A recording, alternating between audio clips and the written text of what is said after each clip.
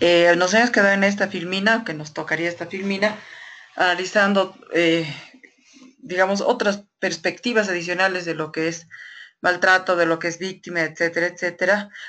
Una cuestión medio que previa, he estado revisando sus trabajos, me están pareciendo algunos bastante interesantes, están movidos, están, no sé, algunos lo siento bonitamente, muy motivados,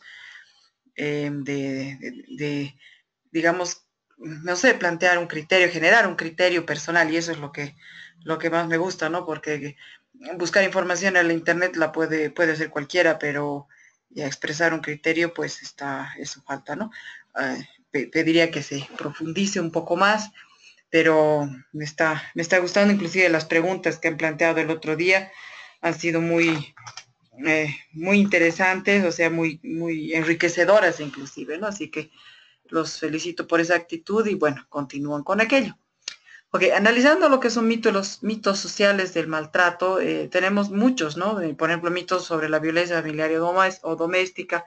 Algunos son bastante conocidos, en que a los niños se los pega por una cuestión de disciplina o ese tipo de mito, ¿no? O la mujer tiene que hacerle caso al hombre porque la religión así lo mandó siempre, por lo que son mitos sobre mujeres maltratadas o mitos sobre hombres violentos en que los hombres siempre son los únicos violentos de la relación de pareja, cuando no es así, ¿no? O sea, tenemos realmente de todo y especialmente hoy por hoy tenemos mucho y empezamos a cuestionar estos mitos o deberíamos terminar de cuestionarnos estos mitos y realmente analizar la situación de forma, o sea, como cada caso, ¿no? Cada persona, cada grupo, cada pareja, cada familia es un caso en especial, ¿no? Y no podemos o sea, estar haciendo generalizaciones sobre todo esto. Por eso los perfiles como tal son bastante complicadas. Por ejemplo, si hablamos específicamente de los mitos sobre la violencia familiar doméstica, Echeverría plantea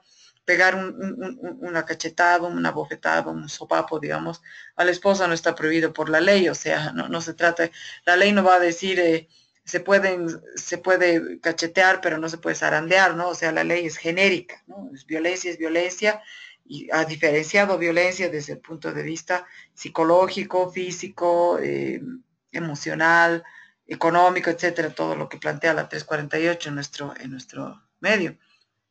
Pero no, pero este mito es que un sopapo no es violencia, ¿no? O maltratar significa golpear a alguien hasta que sangre, ¿no? No solamente es una cuestión así de sangrar o de fracturar, sino que es lo otro. O el abuso de drogas y la corresponsabilidad de la violencia familiar, no. O sea, no tenemos que echarle la culpa al alcohol. Evidentemente, en muchos casos de violencia hay un contexto de alcohol, pero no es el motivo para la violencia, sino es otro elemento. Los hombres maltratadores por las mujeres constituyen un problema, digamos, tan serio como el de las mujeres maltratadas.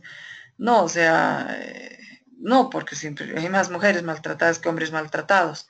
Ahora, aunque estamos cambiando un poco la relación que había, pero igual, no es quién pega más o quién violenta más, ¿no? Sino es que no se dé violencia en la pareja o en la familia. La mayoría de las víctimas de la violencia familiar no sufren heridas serias, no, tal vez no heridas serias físicas en algunas situaciones, pero las heridas psicológicas que quedan a lo largo para más adelante son tremendas. Si una mujer maltratada dejara a su marido, ¿estaría a salvo? No, porque inclusive hay estudios que muestran que mujeres en etapa de divorcio, de separación, etcétera, ahí es donde se vuelve a acrecentar nuevamente la violencia, ¿no? Entonces, no es solamente en un momento específico. Por otro lado, tenemos lo que plantea Ferreira, en el mismo sentido, es una cuestión privada, no porque es una cuestión social de la sociedad, de la justicia, donde si la persona no se defiende por sí misma o esa misma defensa puede generar más violencia, pues la sociedad, la justicia tiene que dar su punto bueno, frenar a las personas porque no tienen la posibilidad emocional como para enfrentar el problema desde donde están. ¿Se trata de gente enferma? No, o sea, uno cree que los que cometen delitos de este estilo son personas enfermas, son personas que siempre tenemos que encontrar la patología, por ejemplo, que se dice que soy psicópatas los agresores, y no, o sea, no necesariamente. Pueden tener rasgos, pero también otros rasgos así como también las mujeres maltratadoras pueden tener otros rasgos también, ¿no? O sea, no es una cosa absolutamente excluyente o que genera una sola forma de problema mental. ¿Es culpa del alcoholismo? Tampoco, es más bien un elemento adicional, pero no es el único. Se debe a crisis económicas de las mujeres maltratadas, ¿no? O sea, no porque en la casa no hay plata, el hombre tiene derecho de pronto a pegar a la mujer, no se trata absolutamente de eso.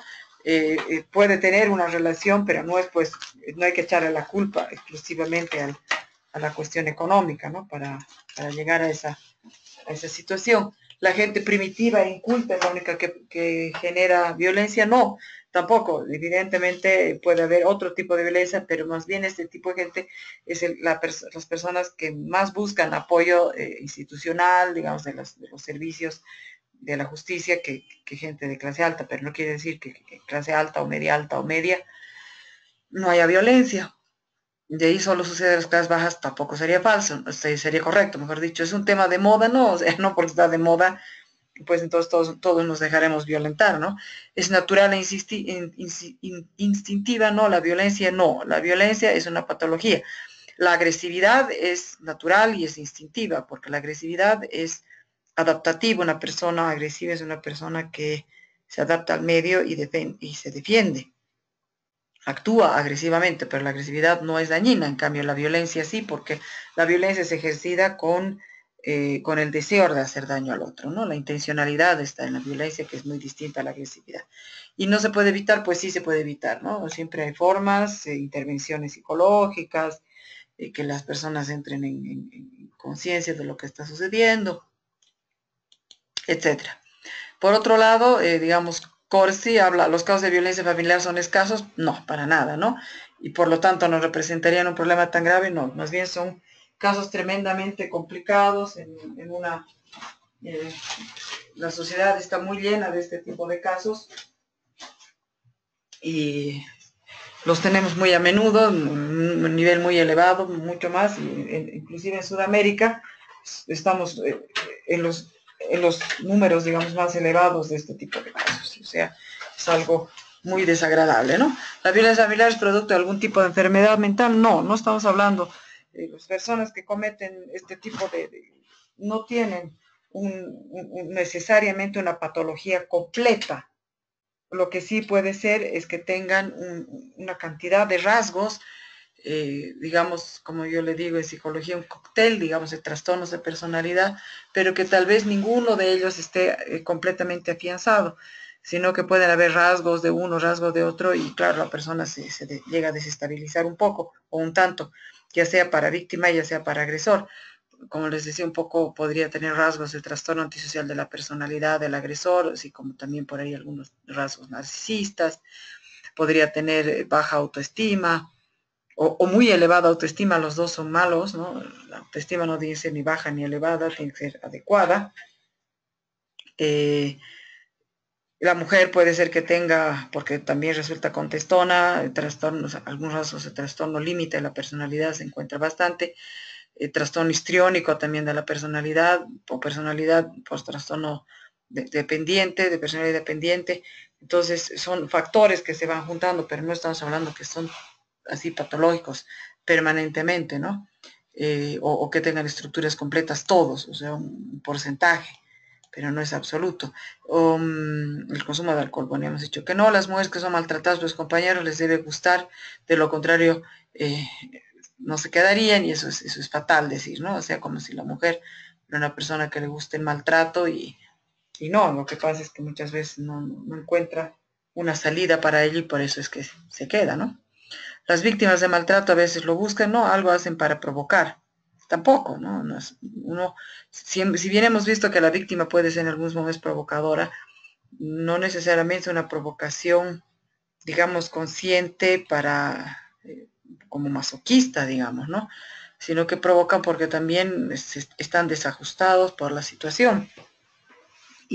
O algunos también porque quieren agredir, ¿no? Hay algunas mujeres que evidentemente sí quieren agredir y no es provocación, sino que también están agrediendo. Y es lo que se ve en muchos casos, que La violencia es de dos lados, no es un sujeto absolutamente pasivo y del otro lado un sujeto absolutamente violento, digo, o activo, como lo llama el derecho, sino que a veces se da una combinación de ambos, ¿no?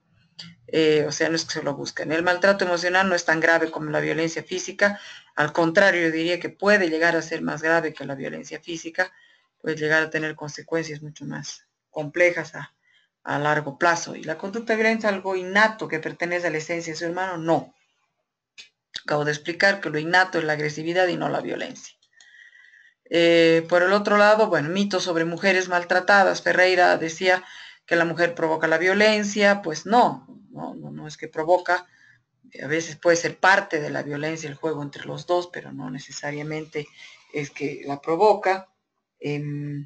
Después, le gusta la violencia, nos tendría que ser masoquista y tendríamos que encontrar una patología, digamos, masoquista de la mujer, o son seres biológicos pasivos, no, o sea, y menos ahora en este siglo XXI, donde en teoría tenemos tanta igualdad de género, no, o sea, biológicamente no somos pasivos, muchas veces se plantea que inclusive biológicamente la mujer es muy fuerte, basta ver cómo se soporta el embarazo, el parto y muchas otras cuestiones, inclusive enfermedades, en algunas situaciones con mayor, digamos, entereza, que lo pueden hacer muchos hombres. Entonces, ese es otro problema, es una otra situación de actitud también, ¿no?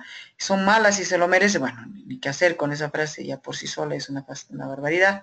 Se hacen mantener, menos ahora, ¿no? Y así todo, así la mujer se haga mantener, bueno, eso no justifica para nada la violencia, que son ignorantes, menos todavía, tampoco justificaría si es que la mujer fuese ignorante, que buscan la violencia para nada, o sea, algunas sí pueden provocar, evidentemente, de alguna manera, o ser parte, no provocar tal vez es un mal término, sino que ser parte. Bueno, masoquistas, yo les digo, tendrían que ser masoquistas para esa cuestión y no me parece, no obedecen al marido, bueno, la mujer no es que tenga que obedecer, sino que tienen que dialogar y ambos ponerse de acuerdo, ¿no? Nadie tiene que obedecer, sino que tienen que llegar a acuerdos mutuos, o sea, a través de comunicación, no son débiles y tontas, pues para nada, esta frase es barbaridad, pero son resultados que ha sacado Ferreira en su época de 1995, que son las cosas que saltaban a la vista con este tipo de frases inclusive, ¿no? Que son enfermas, que son histéricas, y eso molesta, ¿no? La palabra histeria evidentemente viene de icterus, que es el útero, y es como que uno que quiere asociar que la histeria es solamente femenina. No, también hay histéricos masculinos, ¿no? Pero o sea, sí, evidentemente hay una tendencia un poco mayor femenina al histrionismo que o sea, estadísticamente hablando que hombres, pero eso no hace que sea una cualidad exclusivamente femenina, ¿no? Para nada. Los mitos sobre los hombres violentos son alcohólicos, no, o sea, es como si el alcohol los estuviera disculpando de la violencia que pueden ejercer, o son psicópatas. Acabo de decir que no tienen cuadros completos de psicopatía, pueden tener rasgos, pueden tener otros elementos, son descontrolados, no, o sea, evidentemente sí existe una impulsividad que cuando nos evaluamos a los agresores, pues muchas veces encontramos problemas con la falta de control de impulsos, entonces ahí sí veríamos que hay cierto descontrol, pero ni siquiera eso justifica la violencia.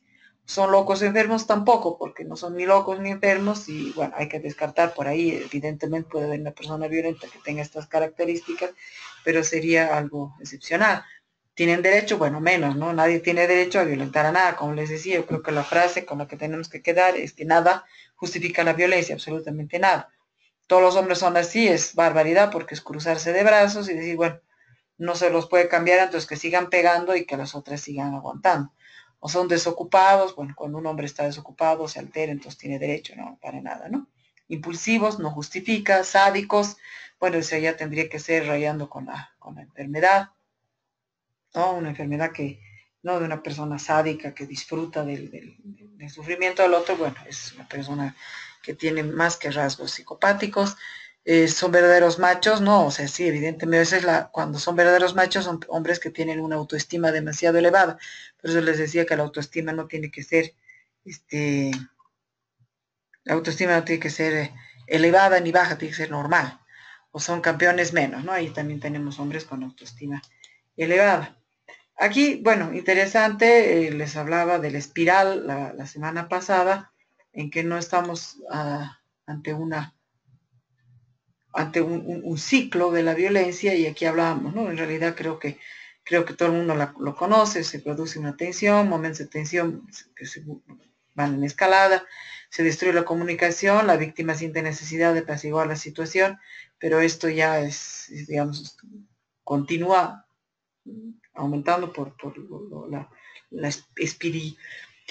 o sea, por lo espiral del asunto. Para pasar, digamos, se va acumulando esta tensión por el agresor. En realidad la palabra agresor mucho no me gusta, porque si hablo que la agresión es normal y la violencia es la normal, deberíamos decirle violentador.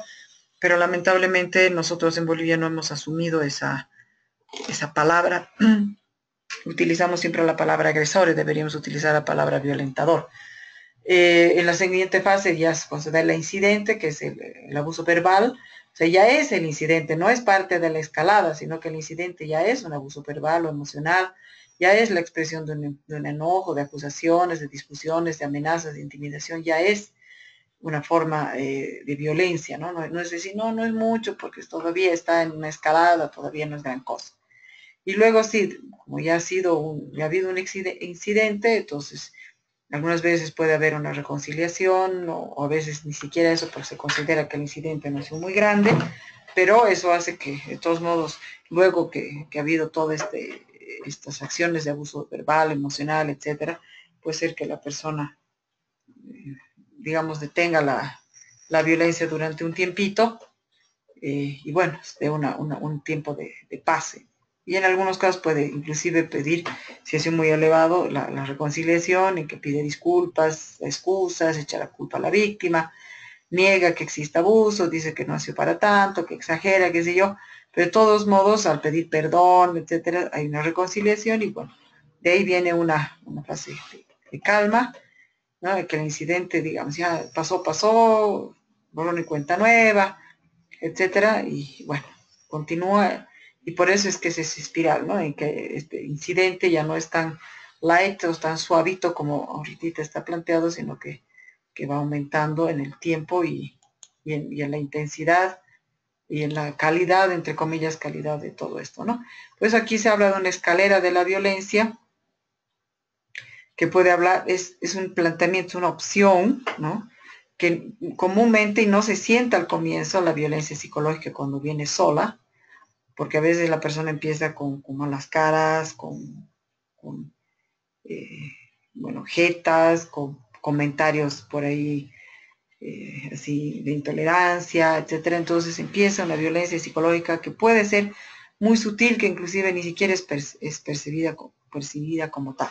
Pero esta violencia psicológica, que está solita a algún principio y que no sería percibida como tal, puede escalarse esta violencia psicológica a lo largo de toda esta escalera, ah, y ser acompañante. Bueno, siempre yo digo, la violencia psicológica acompaña y es parte de todas las otras formas de violencia, ¿no? O sea, por lo menos yo quiero entender esta postura de una manera así, porque es como si la violencia psicológica fuera muy, muy chiquita y no habría que darle, digamos, casi atención, ¿no? Cuando la violencia psicológica puede ser tremenda. Puede pasar por una violencia económica, luego verbal, sexual, física, y hasta llegar a un suicidio, homicidio.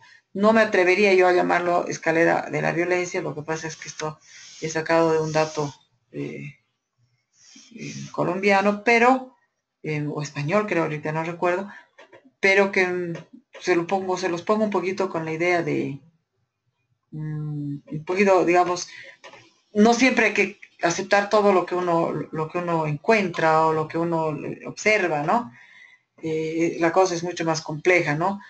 Puede empezar inclusive con una violencia económica y seguir con otras, cuál es la primera, la siguiente, la última, pero lo que sí tenemos que entender es que la violencia psicológica es transversal a todos, y que el suicidio u homicidio como tal, pues en realidad puede ser el, el, la cúspide de la violencia como tal, ¿no? Y eso sí, a eso sí tenemos que atender. Y que entre medio están cualquiera de estas otras. Hablando también más de mitos y realidades, o sea, tratando de completar lo que hemos planteado, la violencia familiar se da solo en familias sin dinero ni educación, falso, o sea, no tiene nada que ver. el amor todo lo puede, no, porque claro, uno que dice, no, es que yo lo amo, con mi amor lo voy a cambiar, como siempre yo digo, es como el cuentito todos los cuentos estos que pasan de generación en generación, hace siglos, de la Caperucita Roja, de la Cenicienta y demás, tienen un inconsciente colectivo muy interesante, y uno de estos cuentos es el de la princesa y el sapo, que la princesa con su amor lo transforma al sapo en príncipe. Pero eso es en el cuento nomás, porque en la realidad no pasa, pero esa idea tiene muchas mujeres o muchas personas que con su amor los van a cambiar, y no es lamentablemente el caso. O lo que ocurre en una familia forma parte de la vida privada y no hay que meterse. Eso ya pues la ley no lo plantea así, porque existe la obligatoriedad de la denuncia, ¿no? La violencia familiar se da en todos los estratos socioeconómicos y culturales. Para resolver así, bueno, los verdes son los que son reales. Para resolver una situación de violencia familiar se requiere ayuda de profesionales especializados en esta temática, no solamente sentir amor y punto. Y cualquier vulneración a la integridad humana viola los derechos humanos, que son universales, y por lo tanto hay que hacer nomás denuncias, ¿no? Y entonces uno no tiene que estar minimizando. Desde luego que a veces en nuestro país muchas de las personas no quieren hacer denuncia porque nuestro sistema no sirve, porque a veces uno le sale el tiro por la culata y cuestiones por el estilo, pero que son parte de nuestra idiosincrasia o nuestro sistema. Otros mitos y realidades puede ser que él o ella provoca, o se pueden haber provocaciones, no se niega que no pueden haber provocaciones. El asunto es que no existe justificación. Como digo, no hay nada que justifique la violencia, ¿no? Si la mujer se queda, es porque le gusta, no, evidentemente es porque tiene algún problema patológico, psicológico que ha generado. La relación de violencia es de tortura, una persona castigada se encuentra sometida, de alguna manera hay una tolerancia a este tipo de situaciones, un acostumbramiento, y en este acostumbramiento las personas se ven atrapadas como en la tela de una araña, y no hallan la forma para salir del problema. La violencia familiar es natural e instintiva, pues no, la violencia no, es algo que es una opción ser violento, ¿no? Por eso tampoco le diría mucho cultural, pero sí es aprendida, ¿no? Nosotros aprendemos a través de la sociedad, a través de las familias que nos han enseñado a cómo abordar una situación. Y el consumo de alcohol, la causa de las conductas violentas, no. Un elemento más de todo, es un predisponente, eso sí podríamos decir como predisponente, por eso dice favorece la emergencia de conductas violentas, pero no es la causa para nada, ¿no? Ok, psicología de la víctima en caso de trata y tráfico. Ahora vamos a ir tratando otro tipo de víctimas en lo que es esta situación, o sea, porque hemos visto genéricamente la víctima a partir de todo lo que es el sistema familiar, y luego hemos tocado dentro de lo que es el sistema familiar un poco de lo que es la víctima, este, digamos, intrafamiliar, que podemos profundizar más adelante si nos alcanza el tiempo. Quiero que veamos lo que es la víctima por poderes, que es el síndrome de Munchausen, la victimización prenatal, que es cuando la mujer maltrata a su neonato todavía en la barriga, y el síndrome del niño maltratado, y que sé yo, otro tipo de situaciones que también son parte del maltrato, ¿no? Pero veremos para empezar estos que son víctimas en casos de trata y tráfico. ¿Qué factores favorecen aquello, no? Evidentemente, sí, o sea, es un factor de pobreza. ¿Por qué? Porque los agresores tratan de apuntar hacia víctimas para trata y tráfico cuyos padres, por lo menos aquí en el país, escasamente pueden tener recursos económicos como para generar toda una persecución, mover a toda la policía, etcétera, porque la policía generalmente no se mueve por sus propios medios porque no los tiene. Entonces, claro, por eso es que las víctimas de trata y tráfico no son muchas veces personas de muchos recursos económicos. Entonces, por eso los niveles de pobreza son importantes. Por otro lado, el desempleo, que puede verse como migración interna y externa. Tenemos nosotros mucho movimiento rural, citadino, de un lugar a otro, etcétera, que también genera pobreza porque la gente, especialmente que viene rural, no tiene trabajo o accede a trabajos muy poco remunerados, y bueno, toda la familia sufre aquella situación y bueno, algunas muchachas se sienten, bueno, tienen necesidades más allá de lo que se puede cubrir y bueno, son presa fácil de este tipo de personas porque no piensa que con un trabajo sencillo van a adquirir mucho dinero. Y bueno, actúan redes criminales y aprovechan la vulnerabilidad de quienes están más afectados por este tipo de situaciones. Eh, y que en realidad son, si uno lo ve semánticamente, son salarios de las víctimas no bien remunerados y ofrecen más bien salarios bien remunerados eh, como un gancho, ¿no? Como un anzuelo para agarrar este tipo de personas, que la gran mayoría, más del 90% de trata y tráfico, especialmente si, bueno, son mujeres, ¿no? Otros factores que favorecen son la posibilidad de encontrar un trabajo seguro y así mejorar sus expectativas, que es lo que les decía. Las muchachas por ahí pueden pensar que con ese trabajo van a ganar dinero fácil y sin embargo, bueno, existe explotación laboral y sexual en este tipo de situaciones, incluso a través de adopciones, filiaciones irregulares, ilegales que dan en menores, casos, por ejemplo, de este alquiler de vientre, ni siquiera alquiler pagado, ¿no? Que las consiguen estas niñas, las muchachitas las embarazan y las tienen durante todo el embarazo encerradas y después esos bebés son los vendidos, ¿no? Y entonces son como perritas, digamos, ¿no? Que algunos los tienen porque pueden vender a las critas.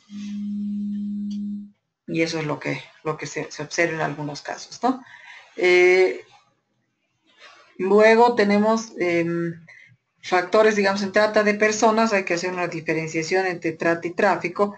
Lo que se entiende por trata de personas es la explotación de una víctima, niño, niña o mujer u hombre, bajo condiciones de, y esto es el elemento de traslado, que es interesante, por ejemplo, que la persona para trata es llevado de un lado al otro. Ello implica, cuando es llegada a destino, una limitación o privación de libertad y luego se continúa con la explotación como tal. Eso es la trata de personas. Y si vemos lo que es la situación de la víctima de trata, pues son personas en situación, como les decía, de vulnerabilidad económica, social y laboral, porque no están bien ubicadas, y bueno, está familiar, porque por ahí las familias los han descuidado, cosa que sienten que pueden buscar apoyo en las personas que por ahí las engañan, diciéndoles yo te voy a dar esto, yo te voy a dar lo otro, en vez de tener, digamos, una familia que les diga, no, estas cosas no te pueden pasar y no puedes tú confiar en estas situaciones. Eh, por eso también buscan por ahí personas que tengan muy mala formación académica, eh, por lo tanto son presa fácil para este tipo de situaciones, familias desestructuradas o disfuncionales, no en el sentido monoparental necesariamente, como les hablábamos la semana pasada, sino en el sentido de la disfuncionalidad, en el sentido de que no se cubren las expectativas ni las satisfacciones de las personas y son familias no felices y donde los vínculos están rotos, donde hay muy mala comunicación. Entonces, claro, la persona víctima fácilmente puede querer apoyarse en una persona que le muestra querer darle, querer atenderla, querer ayudarle, etcétera, cuando no se ayuda, ¿no? La trata también incluye como mínimo la explotación, digamos, ajena de una persona, ya sea laboral o sexual, eh, explotación sexual, trabajo, servicios forzados, por eso laboral, esclavitud, que también va por la laboral, pero también prácticas análogas a la esclavitud que se les puede ocurrir, servidumbre, extracción de órganos, que eso es tremendo, ¿no? Algunas, leía este fin de semana un poquito un artículo sobre que algunos, entre comillas, son considerados y te devuelven a tu hijo, especialmente eso hacen con los hombrecitos, borrachos, ¿no? Que se los agarran en la calle porque se quedaron dormidos, o es un taxista que se recogió un chango que se les durmió en el auto y bueno, con él continúan y lo dejan botado en un lugar donde lo encuentren, pero ya le falta un riñón, ¿no? Eso hacen con hombres más que con mujeres. Entonces ahí es otra la situación. Y no se trata solo de secuestro fuera del país, sino lejos del lugar de origen. Puede ser, en Bolivia hay muchos secuestros en lo que es el Beni hacia Beni, Pando, de los lugares, digamos, del oriente hacia acá o del revés también, ¿no? Hacia Santa Cruz, a partir de lo que es La Paz, Cochabamba, Potosí, etcétera. Y no necesariamente tienen que ser encadenados, sino que están limitados en sus movimientos a través de presiones o amenazas, ¿no? Las personas estas los han estudiado, han sacado fotos de la familia y cada vez que quieren, no, te muestran una foto y te dicen, no, tú no puedes salir porque mira, yo sé que tu mamá sale a tal hora de su oficina, tus hermanitos están en tal colegio y si tú no haces tal cosa, pues yo no es más que hago una llamada y los van a matar, ¿no? Entonces son amenazas tremendas que les caen a este tipo de personas. Deudas, porque si yo te he traído hasta aquí, por lo menos tienes que eh, servir como prostituta hasta que recuperes lo que he invertido hasta traerte aquí. Y bueno, aparte de pegarlas, ¿no? Y no solo es sexual, sino mendicidad, servilismo, pornografía, en muchas cosas, especialmente cuando son niñas, con lo que es delincuencia, o sea, pornografía infantil. Y en general delincuencia, porque también los pueden obligar a robar, o sea, cometer cualquier otro tipo de delitos, inclusive digamos, de droga, de llevar droga, traer, etcétera, etcétera. ¿Qué modalidades de trata y tráfico hay? Si vemos a través de dos factores que son mecanismos y sectores, vemos, por ejemplo, mecanismos trata con fines de explotación sexual. Entonces, ¿en qué sectores está este trata y tráfico? En prostitución forzada, en pornografía, en pedofilia, turismo sexual, matrimonios serviles, cosas que, pucha, hay tipos que pagan un montón, por ejemplo, por estrenar niñas, o sea, por desvirginizar niñas o tener relaciones por primera vez con un niño, o sea, pedofilia, y ahí es tremendo, ¿no? Y es un mercado inmenso porque lo que pagan es algo tremendamente fuerte, ¿no? Puede ser después con mecanismo la trata con fines de explotación laboral, y ahí se puede ver fábricas, ladrilleras, minas, trabajo agrícola, plantaciones, pesca, etcétera. Vemos inclusive nuestros bolivianos en Argentina, muchos de estos están en ello, y además martirizados, así esclavizados por los propios bolivianos, en algunos casos. En otros son argentinos los que los están, digamos, explotando como tal, ¿no? Pero también hay bolivianos que explotan a otros bolivianos. Luego hay trata con fines de explotación militar, donde se los tiene como soldados cautivos o niños soldados, que, bueno, nosotros no tenemos aquello, pero las FARC ha empezado a bajar los niños, bueno, lo que se tiene ahora en Medio Oriente, cada vez hay más niños que están con armas disparando y son parte de las filas de soldados. O trata para servidumbre, que bueno, se los agarra para mendicidad o prácticas religiosas, con ese propósito, y las prácticas esclavistas, que son trabajo doméstico, embarazos forzados y vientres de alquiler, lo que les comentaba hace un rato, ¿no? Que es algo tremendo para vender a los hijos de estas señoras, ¿no? Y bueno, nosotros en Bolivia creo que hasta hace poco, de forma bastante disimulada, pero en realidad media real, en algunos casos con buenos tratos, otros con malos tratos, pero teníamos eh, casi un servilismo, ¿no? De lo que era la empleada doméstica, que se le decía antes inclusive la sirvienta. Si ubican por ahí algunas personas de la tercera edad, de sus propios parientes, todavía siguen utilizando ese vocablo y todavía no le dan un nombre adecuado a lo que en Bolivia le hemos dicho la trabajadora del hogar, digamos, ¿no? Pero que inclusive hasta eso a mí me parece ya todavía un poquito grosero, ¿no? Es un nombre muy, muy complejo, es un rol muy complejo que todavía en Bolivia quedan algunas situaciones, ¿no? Uno va inclusive en las familias que tienen mucho dinero, influencia, etcétera, tienen cholitas en su casa que han trabajado toda su vida y siguen ahí trabajando y no conocen otra vida prácticamente, no conocen otra vida. Y ahí es un tema bastante complicado. Equivale a un secuestro, o sea, cuando una persona es secuestrada por trata y tráfico, desde la psicología es un secuestro, es una muerte suspendida, ¿no? Donde se pierde el sentido de vida tanto a la víctima como a la familia. Entonces la victimización va tremendamente también por la familia, ¿no? No solamente por la persona, bueno, si es que es tomada como rehén y es un secuestro para recibir un intercambio económico a la vuelta, entonces, bueno, por lo menos va a sobrevivir, pero hay que ver bajo qué circunstancias y cuánto tiempo. ¿no? Y entonces ahí la víctima sufre la situación de la incertidumbre, de la violencia que recibe, de los tratos que le pueden dar estas personas o esta persona mientras la tiene de rehén prácticamente y está solicitando se paga un rescate. Pero la familia, para la familia es tremendo, porque mientras no aparezca la persona, es realmente una muerte suspendida la que tienen estas personas. Por otro lado, la diferencia, por eso les decía que hay que hacer una diferencia entre lo que es trata y secuestro. La trata puede durar mucho tiempo, o sea, semanas, meses, años inclusive, en que una persona eh, está trabajando servilmente o está sirviendo como prostituta, etcétera. En cambio, el secuestro normalmente dura mucho menos porque o a la persona la matan o a la persona la devuelven a través de un intercambio económico. En el caso de la trata, el tipo de encierro es diferente porque puede ser que ni siquiera esté maniatada, ni, ni digamos, encadenada o cosas así, ni siquiera vendada en los ojos, porque como les decía, el control es distinto a través del miedo que se les puede tener porque te las hace trabajar, tienen que ver todo.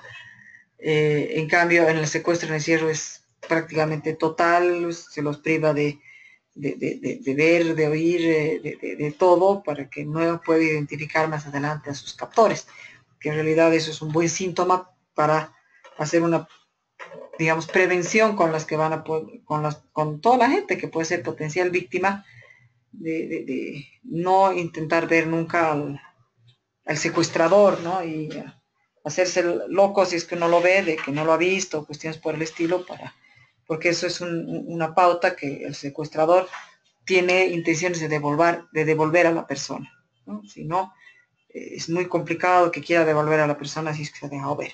En el caso de trata, la explotación es directa o a través de un tercero.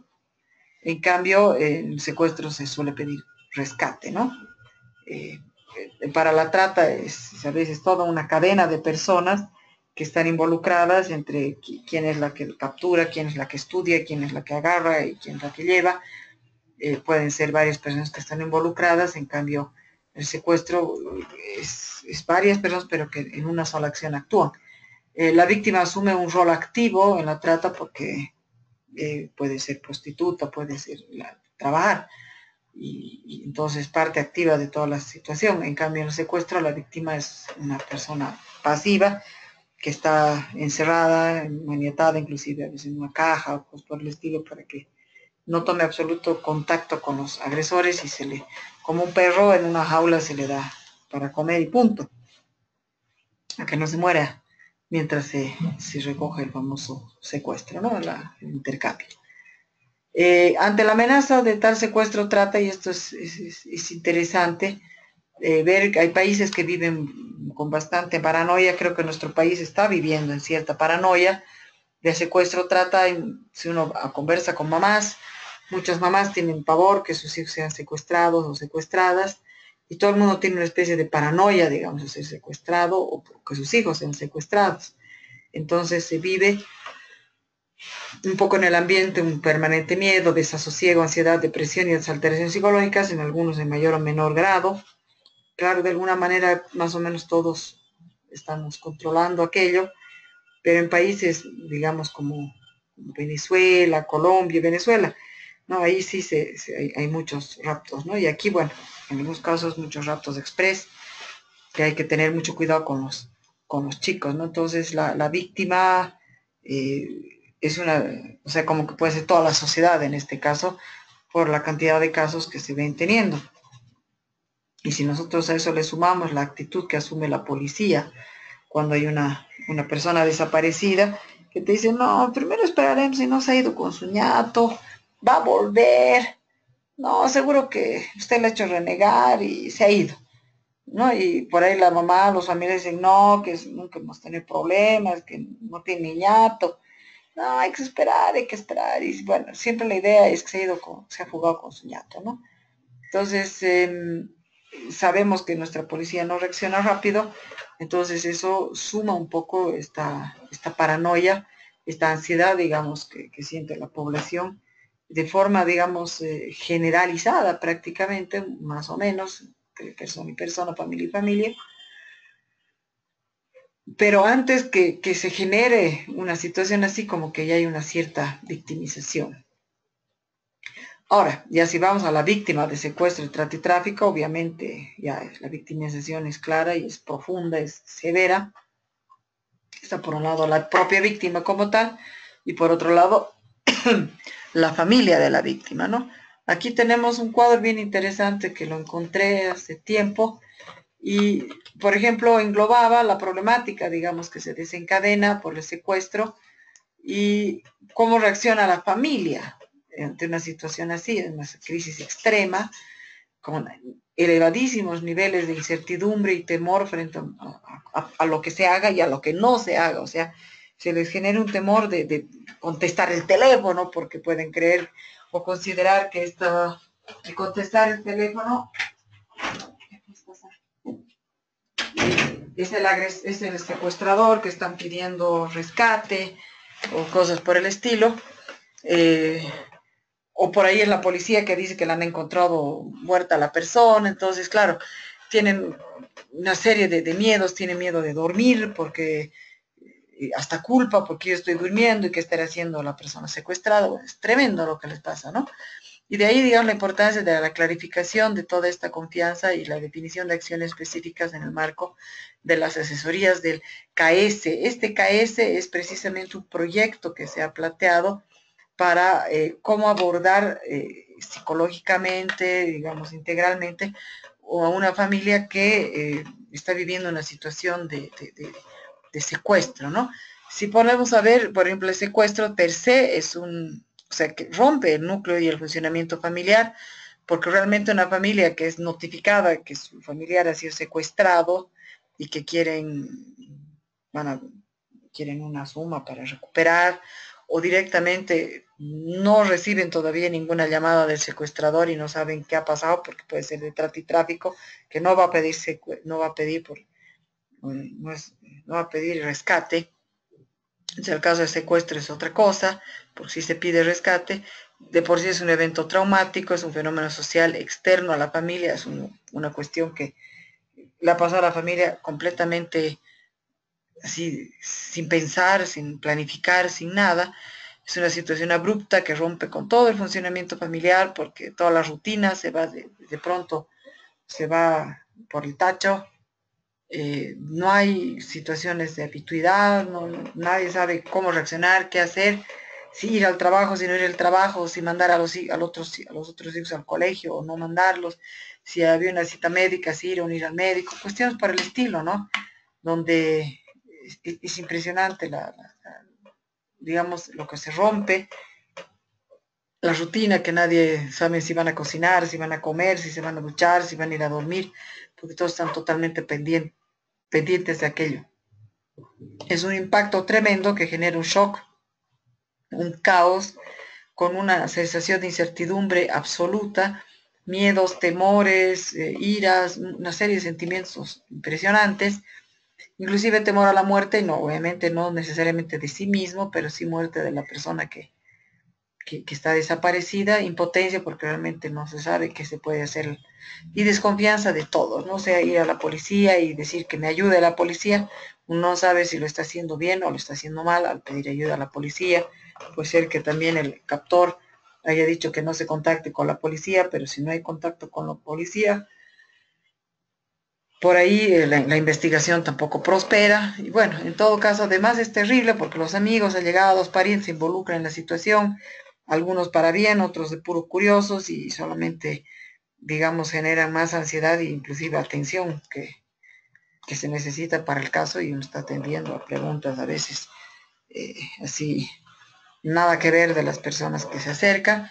Y invasión inclusive del medio social, ¿no? Esa es una noticia que por ahí todos los canales de televisión están ahí al tanto, pidiendo noticias, entrevistas, cuestiones por el estilo, como que se viola totalmente la privacidad de la familia.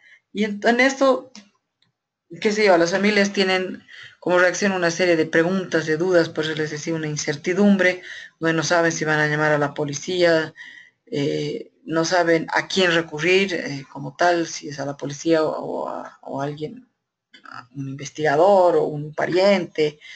Eh, Obviamente se hacen muchas preguntas sobre quién tiene a esta persona, o también un reclamo a Dios de por qué nos pasa a nosotros, por qué Dios nos castiga, etcétera, ¿no? Y por ahí pagar deudas, si es que uno tiene que pagar plata por el rescate y de dónde voy a poder pagar, pero igual no más, hay que pagar porque quiero recuperar a la persona. Y también preguntas de qué voy a hacer cuando regrese, ¿no? O sea, cómo lo voy a tratar o cómo la voy a tratar, ¿no? Y ahora qué hago con, bueno, con algún plan que haya tenido o la familia, o acaso castigo vuelve, o sea, la gente se dice por ahí, se sienten castigados, acaso es un castigo, por eso se reclaman a veces mucho a Dios. También por algún lado dicen, y si va a volver, puede ser que vuelva, y no saben si ir a trabajar, no saben si pagar o no pagar al agresor, o qué hacer con los otros niños que están en la casa, por ahí si es que hay niños. Es decir, la situación es de un caos absoluto, ¿no? Nosotros lo vemos desde afuera, pero cuando están ahí adentro es algo que todo se desencaja, ¿no?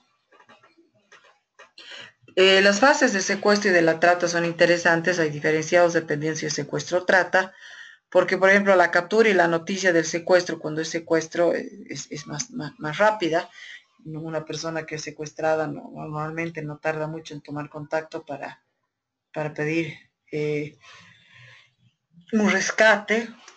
El cautiverio, digamos, inclusive en la persona, es un periodo de adaptación y negociación eh, para ambos lados, ¿no? Porque la víctima se está adaptando a la rutina que le está imponiendo su captor, a la situación que le está imponiendo sobre si va a estar encerrado a oscuras, maniatado, con los ojos vendados, etcétera.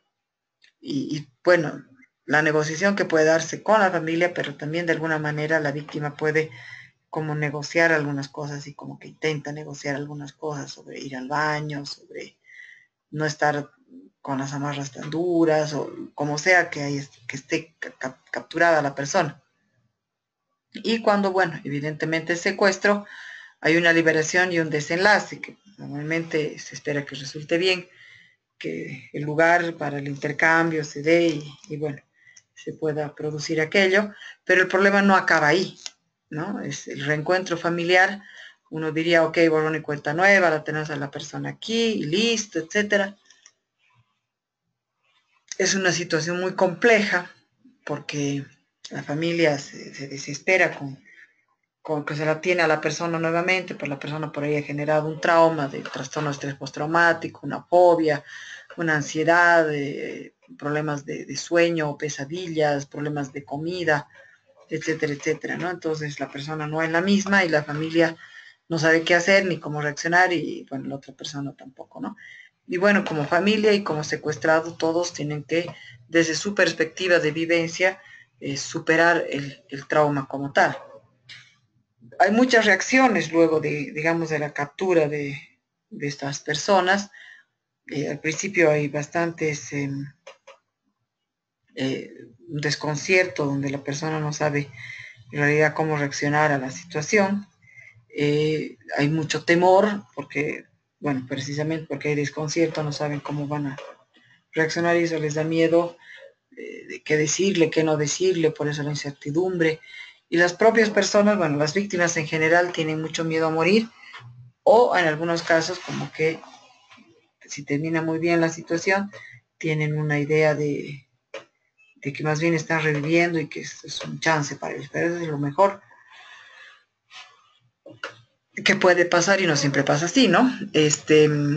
Bueno, hay recuerdos de sus papás o familia en general, eh, en el caso de, digamos, recién estar capturado, como se está hablando, la incertidumbre de qué va a pasar con la víctima, me va a dejar vivir, me va a dejar morir, ese es el temor, digamos, inicial, y bueno, uno siempre se acuerda de la rutina que uno tenía en su casa, de sus papás o de sus hijos, dependiendo de quién sea, y se va acordando de todos ellos mientras se va, como digo, adaptando a los primeros días de la reacción inicial que se ha tenido luego del asunto, ¿no? O sea, luego de haber sido secuestrado. Bienvenido Hernán. ¿Dónde está para que lo... Hernán, sí, lo tengo. Josué, no lo tenía. Josué. Ya. Días después, que lo que va pasando, como digo, el ser humano es una persona ¿cómo se llama? O sea, el ser humano se va adaptando permanentemente a las situaciones, y también los secuestrados se van adaptando a la situación, y por eso en días después ya no es una cuestión de desconcierto, temor, incertidumbre como tal, sino que puede haber un asombro de qué está pasando, es como ya una cuestión más cognitiva, no es tan emocional. Sí, una impotencia, pues se ha dado cuenta que no hay vuelta, que está realmente preso, cautivo, y bueno, no se puede enojar, que es lamentablemente una mala reacción que se tiene luego de un tiempo, que no es o sea, en los primeros días en que se da, en que uno está enojado con el agresor, y eso no es buena política, porque el agresor está muy nervioso normalmente, y entonces no conviene ponerlo más nervioso de lo que ya está, porque uno cree que el agresor, como ven en las películas, es un desgraciado, frío, calculador, psicópata. No es así, es una persona que puede tener algunos rasgos, pero en realidad es una persona que está totalmente muerta de miedo de ser pescada, ¿no? Entonces no vale la pena reaccionar así, pero lamentablemente es la reacción común de las personas raptadas. Ya durante la captura, la reacción de las víctimas suele ser una reacción de adaptación más adelante, luego de la indignación, que es una buena reacción, una buena adaptación, en que en cuanto que empiezan a obedecer sin contradecir, y con eso baja mucho la tensión del agresor. Lo ideal sería obedecer desde el comienzo nomás y no alterarlo. Temor a ser torturado o matado, claro, desde luego es por el miedo, pero debería ser instalado. Dice uno ve en prevención qué conducta asumir si es que uno le pasa o pasa por una situación así, pues uno debería tener el perfil más bajo, adaptarse al agresor y seguir el juego totalmente, ¿no? Absolutamente, y además de una forma constante, porque si uno cambia de estrategias de relacionamiento, entonces va a decir, todas me está tratando de engañar, y no va a reaccionar positivamente. Mientras tanto, ¿cómo reacciona la familia? Un poco hemos visto en ese dibujo. Es un ambiente de caos total, de confusión, de desorganización. Ah, disculpado por el retraso, Hernán.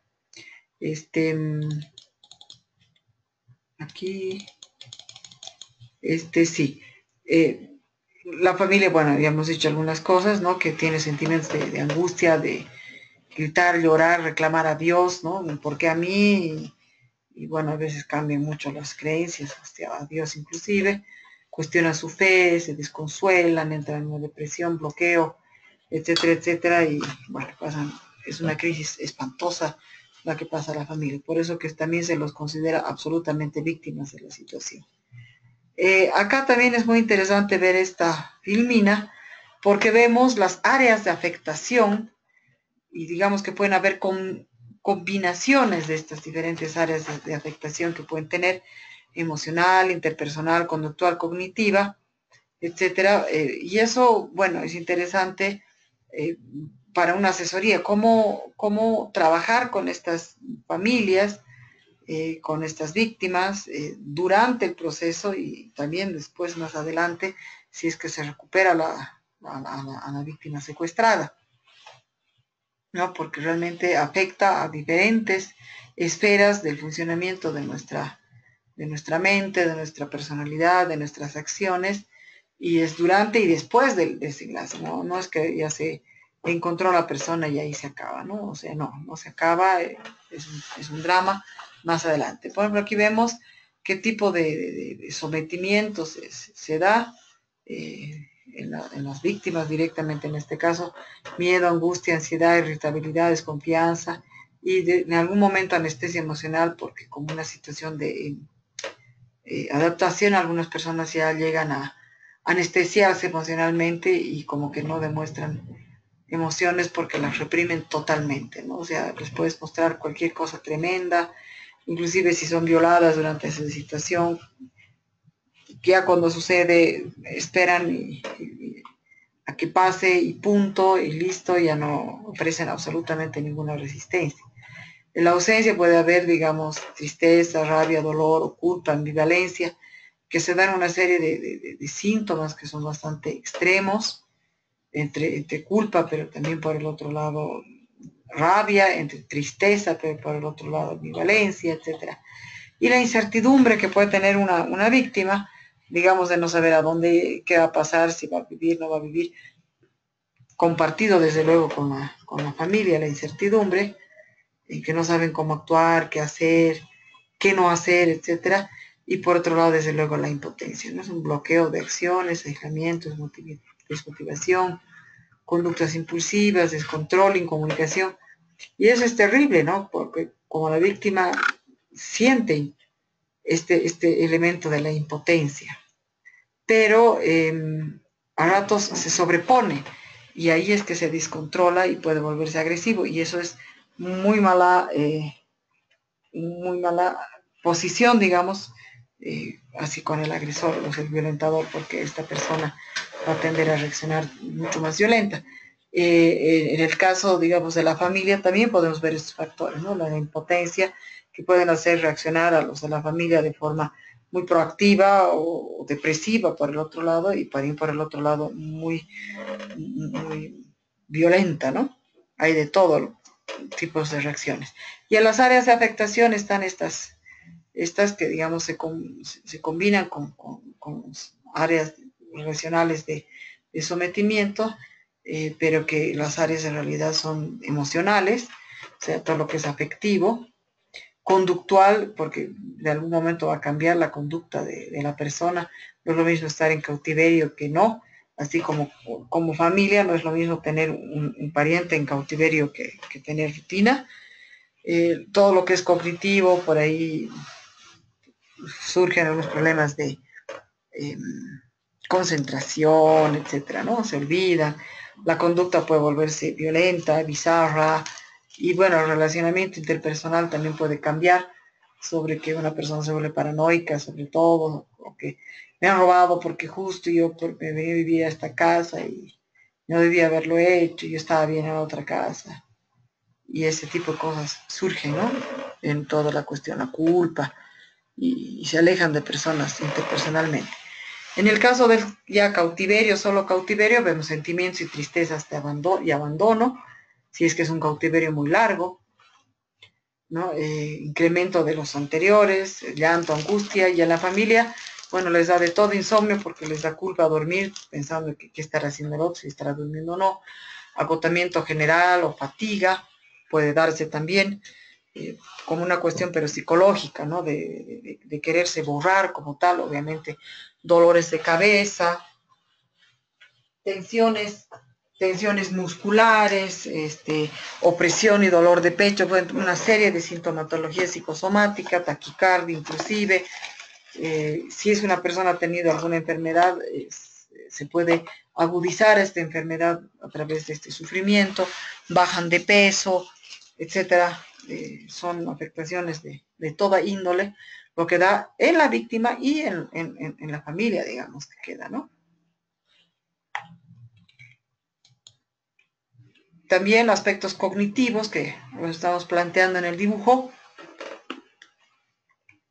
pueden darse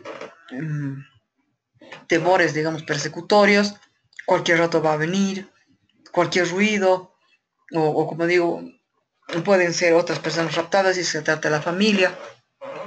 En algunos casos muy severos, también con un mecanismo de defensa, puede aparecer una despersonalización en la víctima, que simplemente deja de ser lo que es y asume el rol que el agresor busca de esa víctima, sin emociones.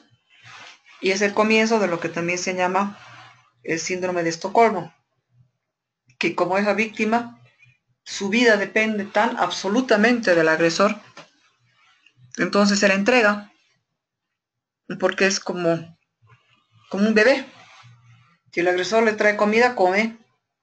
Si el agresor le permite tomar, toma. Si el agresor lo lleva al baño, va al baño. Entonces, en esa situación, el agresor la vida de esta persona es humano y por eso es que se despersonaliza y hace todo lo que el agresor quiere. Pensamientos autodestructivos, porque esto puede oscilar entre una despersonalización y luego recuperar nuevamente su acción, con pensamientos autodestructivos como tal, en que por ahí quiere suicidarse y busca algo como para hacerlo.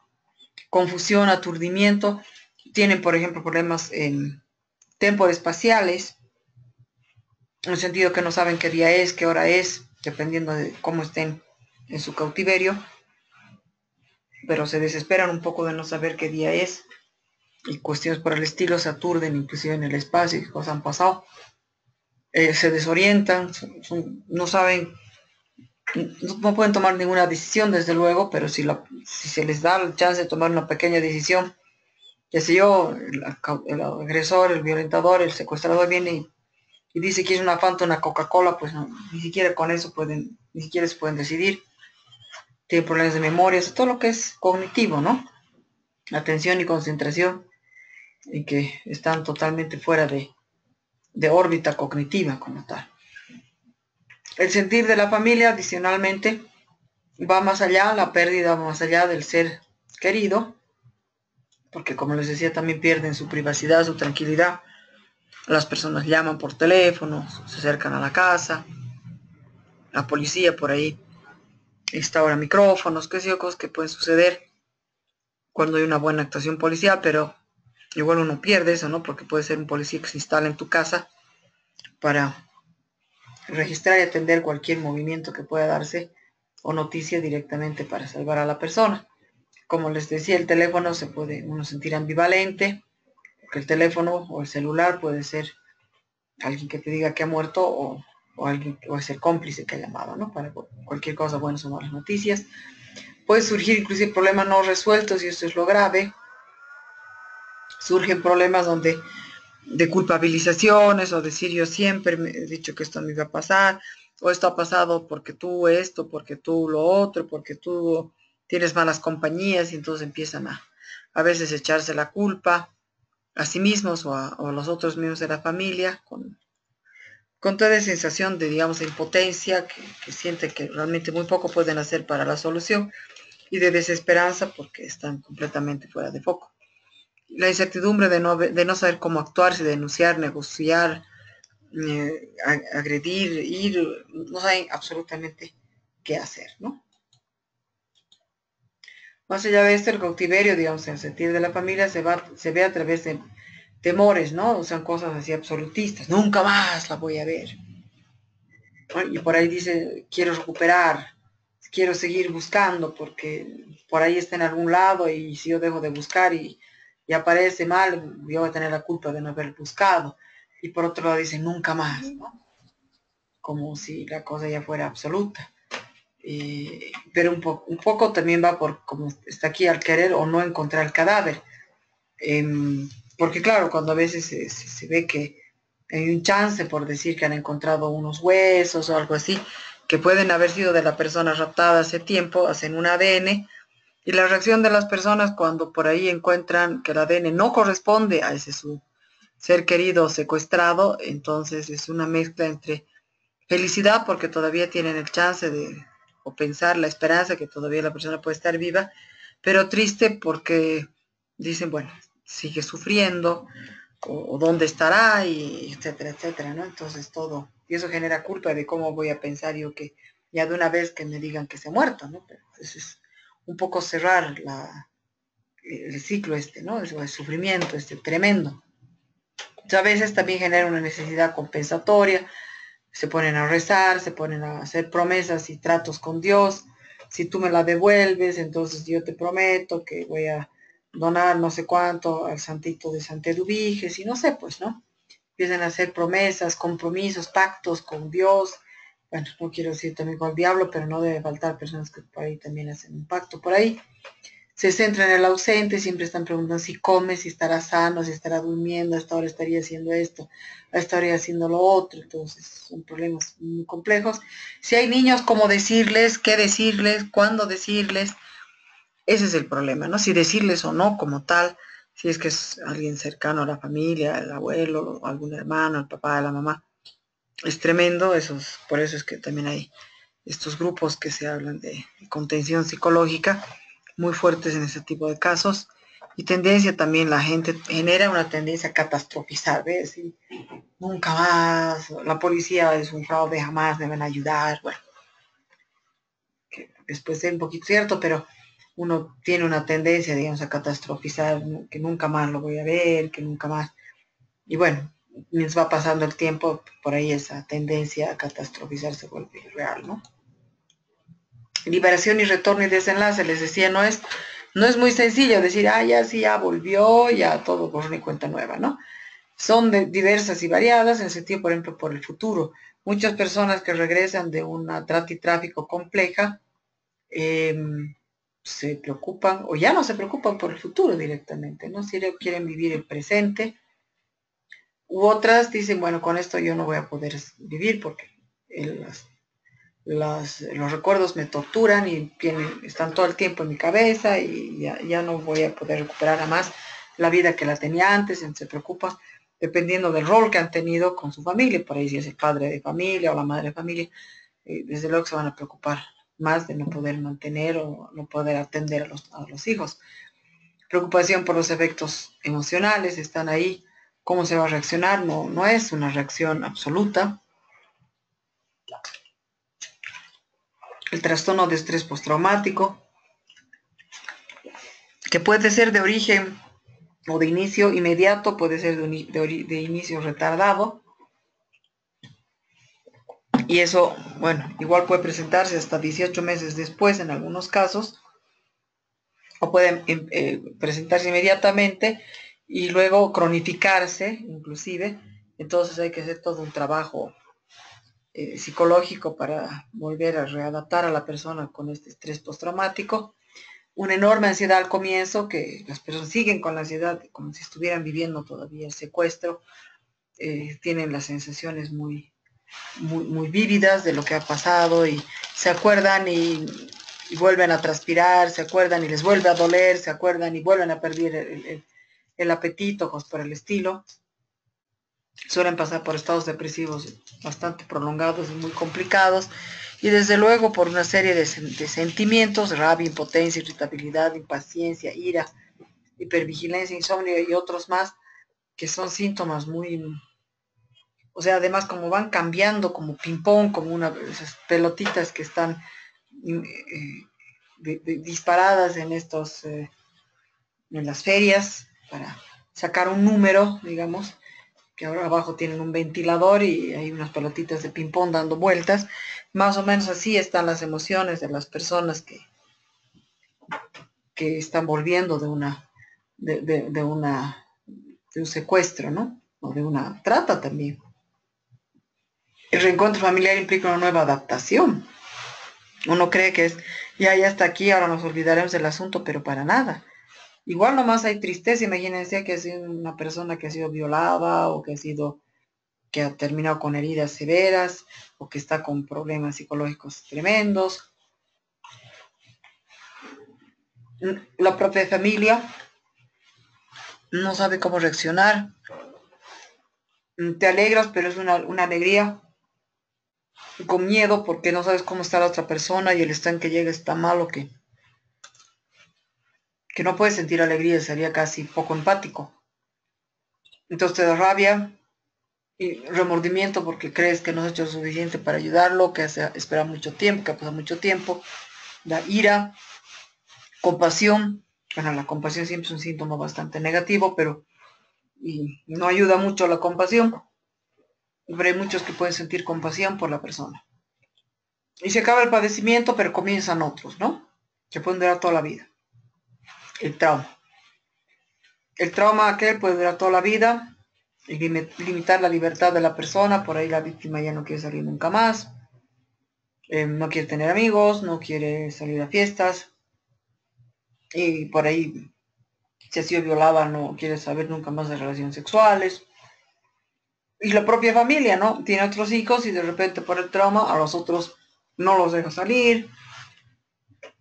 Y por una paranoia que se ha generado espantosa, ¿no? En el trastorno de estrés postraumático, que es el TEPT agudo, vemos que hay mucha reexperimentación, es decir, las personas sienten que están volviendo a vivir lo que han tenido aquella situación en aquellos días. Les llegan imágenes sin que ellos quieran de su memoria implícita, así como flashbacks, y vuelven a sentir lo mismo que han sentido en aquella situación. Y tienen muchos malestares, digamos, y deterioros que los van acompañando durante bastante tiempo, y si no reciben tratamiento psicológico pueden cronificarse y hacer, digamos, de la vida de esta persona muy desadaptativa como tal y muy desadaptada como tal. Las consecuencias, entonces, para la víctima de trata y tráfico, puede ser ruptura sistemática de los vínculos con la familia, ¿no? Se rompen los vínculos, estas personas se vuelven bastante antisociales, no quieren saber por ahí nada de la familia, porque han sufrido tanto que ya tienen miedo a cualquier emoción y sentimiento y se aíslan, también se aíslan de los amigos, sus valores por ahí ya se van también por los suelos, porque si ellos han pasado por ese vejamen y por esas circunstancias, entonces en el mundo ya no vale la pena, no vale la pena de vivir, o sea, hay gente tan perversa para que la vida, entonces se vuelven por ahí cínicos o por ahí desencadenan un alcoholismo, en una situación así. Inclusive algunas personas, que es bastante común, sienten vergüenza por lo que han vivido, sí, especialmente por ejemplo en el caso de si han sido víctimas de trata y tráfico con una cuestión sexual, etcétera, o el secuestro igual se las ha podido violar, etcétera, se sienten mal, sienten culpa, sienten que son despreciables porque han tenido esa promiscuidad con una o varias personas, y bueno, desde todas las perspectivas, ¿no? Si había tortura, violación o amenaza, por ahí también reproches, autorreproches de por qué yo no he reaccionado así, o yo tengo la culpa, cuestiones así, ¿no? Entonces se modifica toda la relación con toda la comunidad de una persona que ha vuelto de un, o sea, una, de un secuestro, ¿no? Y bueno, inclusive puede darse temor por las figuras de autoridad, ¿no? Personas como, o sea, todo lo que es autoridad, ¿por qué? Porque el agresor ha sido autoritario, entonces un grito de una persona que le haga recuerdo al grito del agresor, del violentador, secuestrador, entonces le genera los mismos nervios, entonces siempre asumen una actitud de repente totalmente pasiva y totalmente regresiva, y, y ya no tienen ese carácter de antes, de defenderse, de hacer, de ser proactivos, etcétera, no se vuelven totalmente regresivos. Más consecuencias para la víctima de trata: desconfianza generalizada, se genera una especie de paranoia, donde todos están mal, él está mal o ella, no confía en nadie, ni en su mamá más o menos. Temor al establecimiento de nuevos vínculos, especialmente si son afectivos, es decir, tener una pareja, los desestabiliza porque se sienten sucios, se sienten mal, no quieren sentir porque sentir les ha generado, han sentido demasiado por el otro lado, aunque hayan sido sentimientos negativos. La capacidad, por lo tanto, de intimidad queda muy alterada, o sea, son personas con mucha dificultad para generar un vínculo afectivo de pareja fuerte, estable, no quieren largarse a una relación de pareja por nada. Desvalorización personal, o sea, su autoestima se les baja, les da mucha vergüenza, se sienten que son una basura, etcétera, etcétera, ¿no? Y sentimientos de fracaso personal y social, sí, ¿no? De pronto ya no se sienten con la capacidad de volver a trabajar, de volver a los mismos círculos de amigos, de hacer los deportes que hacían antes y concluir con aquello que se habían, digamos, que se habían anotado, que se habían, proyectos que se habían embarcado para hacer en su vida, ¿no? Entonces, claro, se sienten personas tremendamente fracasadas. Por otro lado, otras consecuencias, bueno, se aíslan socialmente, no salen, sentimiento de soledad, no comparten su experiencia con nadie, ni siquiera con sus familiares ni amigos, no cuentan, ¿no? Y eso es grave, no cuentan algunos porque, bueno, como les decía, tienen vergüenza, tienen alguna situación de ese estilo, entonces prefieren no contar, no se desahogan y tienen claro la porquería dentro, y porque también sienten que nadie les entiende. Alguna vez han comentado algo y la gente que les dice mal, ¿no? Les dicen, ah, ya, pero ya no te acuerdes, ya pasó, ya olvídate, ¿no? Y no, la persona no se puede olvidar, no somos un CD o una computadora y esa carpeta la tenemos que borrar de nuestros archivos, ¿no? Para nada. No estamos en eso, ¿no? Entonces, por eso es que se sienten que la gente a su alrededor no les entiende porque reaccionan de esa manera que tal vez por hacerlo bien, dicen, ya no hablaremos, ya no toques el tema, ya olvídate, ya pasó, ahora la vida continúa, no, es algo mucho más complejo y que hay que más bien digerirlo paso a paso y llorarlo y mascullarlo paso a paso para que realmente las personas puedan seguir adelante. O la también disminución del sentimiento de seguridad individual, ¿no? Y colectiva. Personas que después de aquello ya no quieren volver a retomar la rutina que tenían antes, laboral, escolar, universitaria, lo que se hayan dedicado antes del asunto, tienen mucho miedo de retomar aquella rutina, ¿no?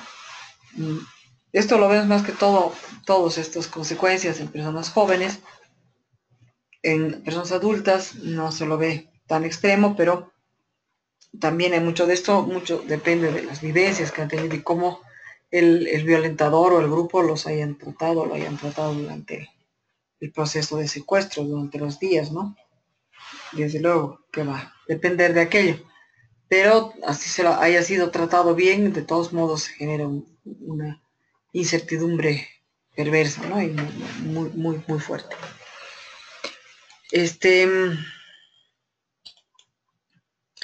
Más consecuencias vemos el síndrome de Estocolmo, que bueno, algunas personas lo están cuestionando, el síndrome de Estocolmo, y dicen que en realidad no es, no sé, tiene su cierta lógica, ¿no? Al entregarle la vida o sentir que la vida de uno está en manos de ese otro, entonces obviamente que uno se entrega por una cuestión de adaptación, por una cuestión de sobrevivencia en realidad, ¿no? Se entrega al otro, porque si siempre lo va a enfrentar, siempre va a recibir golpes, siempre va a recibir negativas y cosas terribles, entonces llega un momento en que uno, como hemos visto en las fases, se calma y se adapta a la situación, y en eso, pues, en cualquier momento, de todos modos, la vida sigue dependiendo del agresor, del violentador, entonces en esa situación la persona puede llegar nomás a entablar una relación o de fantasear con una relación más allá que simplemente violentador secuestrado, ¿no? Secuestrado y puede darse una cuestión amorosa, ¿no? Una relación amorosa.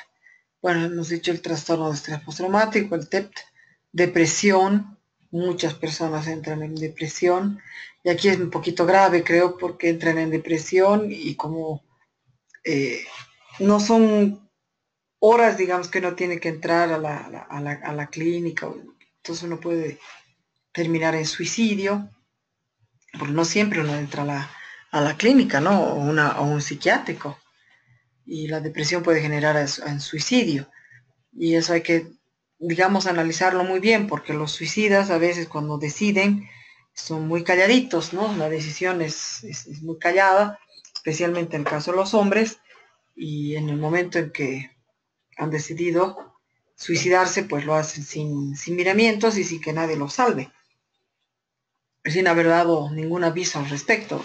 Bueno, claro, hay muchos síntomas de suicidios que se los puede, digamos, escuchar, y a veces las personas, los familiares no quieren hacer caso omiso por una cuestión de que nadie quiere pensar en que alguien se va a suicidar, pero ya cuando la persona aparece muerta dice, ajá, con razón me dijo esto, con razón hizo esto, con razón. Entonces, en ese sentido, la preparación de la psicología tiene que ir también a, a que las personas, las familias tengan modos de identificar cuáles son las formas o los estados presuicidas en las personas para poder atenderlas, ¿no? Y bueno, la transformación puede ser permanente, ¿no? De la personalidad. dependiendo de lo que se ha sufrido. Pero ahorita pensando, o sea, puede, por eso digo, creo que todos aquí conocemos a, ¿cómo se llama este señor? Que es jefe de un partido político. Ay, porque soy tan pésima para nombres y es una persona pública. Se le dice cementero. Si alguien me ayuda por el chat. Soy un desastre para nombres. ¿Cómo se llama? Pues Doria Medina. Doria Medina ha sido secuestrado, pues, ¿no? Y lo han tenido varios días. Y él tiene, bueno, es una persona tremendamente, de una personalidad muy, muy segura, tiene un muy buen equilibrio en su personalidad. Yo no soy política, por si acaso. Prueba de ello es que ni me acordaba de su nombre, o sea, no, para nada. Pero si analizamos la personalidad de este individuo, el secuestro le ha dado, digamos, consecuencias bastante salvables, ¿no? El individuo se ha repuesto muy rápidamente, se ha quedado secuelas, han ido desapareciendo, calculo que a la fecha no tiene secuelas de aquella situación. Y así, ¿no? Como para mostrarles un ejemplo de una persona secuestrada y que ha pedido rescate, al final no sé qué ha pasado, si se entregó la plata, no se entregó la plata, si se fugó, no se fugó, no sé. Pero en todo caso, él sufrió de esta situación y bueno, está ahora donde está y hace lo que hace y no tiene, digamos, grandes problemas. Lo que pasa es que también en muchos casos los hombres no sufren tanto problema en los secuestros porque normalmente no se incluye en un elemento sexual. En cambio, la mujer muchas veces en el secuestro incluye un factor sexual que es otra forma más de denigración y de todo, ¿no? Después de otra persona secuestrada, pero no ha sobrevivido al secuestro hace muchos años. Yo justo me casaba en ese año que así secuestró porque era amigo de mi esposo, este señor Lonsdale, que ha sido secuestrado. Y lo han tenido un mes y medio más o menos en una caja viviendo porque sí tenía la intención de devolverlo a cambio de plata y no había visto en gran medida a sus agresores, a sus captores. Entonces sí había intención de devolverlo y como que han trasladado de casa y de todo y lo han llevado de un lado al otro. Le daban comida por un hueco de la caja, en una caja como un container, digamos, del tamaño, digamos, 3 por 2 o 2 por 2, una cosa así, la caja era bastante chica. Lonsdale bajó muchísimo de peso en todo ese mes y medio, de haber bajado una cosa de 20 kilos. Bueno, porque no lo alimentó bien y bueno, la situación de estar en una caja no es muy simpática, ¿no? Pero al final, bueno, hubo un operativo para salvarlo, bastante improvisado, bastante malo, si vale el término, y terminó muriendo. O sea, desde mi perspectiva no lo hubiera hecho yo de ninguna manera como lo han hecho, pero ni modo, así fue y así lo planificaron y desde luego que lo primero que piensan los agresores cuando se los aborda en una situación así es, primero que hacen es matarlo a la víctima, ¿no? Al capaz y al secuestrado es lo primero que hicieron y bueno, eh, ahí bueno, murió un par más. Pero bueno, no sé qué trauma hubiera tenido este señor porque realmente ha sido una captura muy larga. Y así sucesivamente se puede tener de ese tipo de cuestiones, ¿no? Ok. Las consecuencias para la familia, muchas familias se desintegran como tal, se echan la culpa, se empiezan a pelear de otro tipo de situaciones porque están con los nervios de punta, etcétera. Y esta ruptura de lazos afectivos a veces es permanente, no es solamente durante el proceso o el primer tiempo, sino que es permanente. Inclusive hay una estigmatización o como una humillación social, la pongo entre comillas porque me dice, pero ¿cómo te ve humillar el hecho que te hayan raptado a tu familia? No, porque es un estigma, así, es la familia de las raptadas, y a él lo raptaron, ¿no? ¿Y qué le habrán hecho? ¿Y qué habrá pasado especialmente en caso de mujeres, ¿no? Porque seguramente se la han violado, debe estar más corrida, etcétera. Entonces, ese tipo de cuestiones hay fuerte, especialmente cuando la víctima es mujer. Muchos sentimientos de culpa se generan entre ellos, que por qué no le habrás dicho, que por qué no habrás hecho, que por qué. más aún si es que la víctima no vuelve a la casa nunca, ¿no? Es tu culpa, es mi culpa, etcétera, ¿no? Y aislamiento social también porque, bueno, tienen tanta paranoia de todo el mundo que a veces empiezan a sentir como que como que cualquiera podría haber sido el agresor, el raptor, etcétera, ¿no? Y pérdida del hogar, muchos casos, ¿no? Eso vemos, como hemos visto en la anterior semana en las víctimas de asesinatos, vemos que hay muchas cosas parecidas, ¿no? Que las personas pierden a sus a sus